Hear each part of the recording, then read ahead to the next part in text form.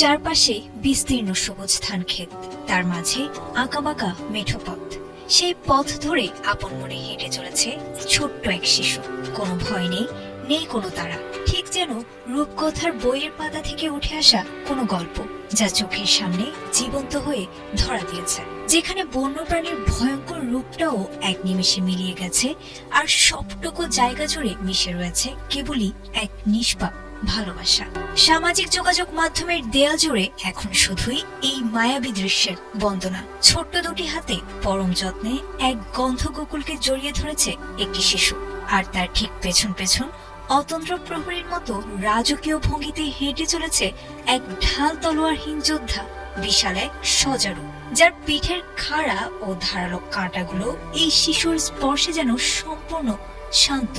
বন্যপ্রাণীর সাথে এই অভাবনীয় সখ্যতা দেখে নেটিজেনরা তাকে আখ্যা দিয়েছেন ডিজনি প্রিন্সেস বা অরণ্যের রাজকন্যা।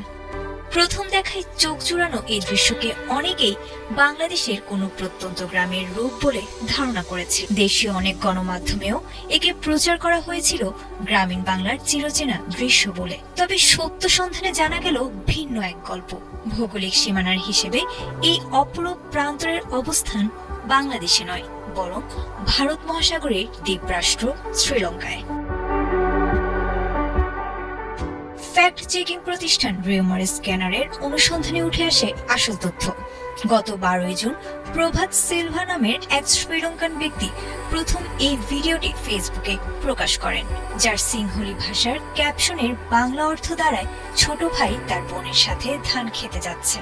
ভিডিওতে শিশুর মিষ্টি সিংহলি কণ্ঠই প্রমাণ করে এর আসল উৎস।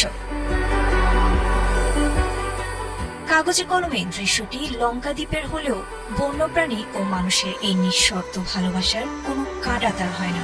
স্থান যাই হোক, প্রকৃতির বুকে এই শিশুর অভয় অরণ্য গড়ার গল্পটি বিশ্বজুড়ে মানুষের হৃদয় যেন ছুঁয়ে গেছে এক অদ্ভুত প্রশান্তিতে।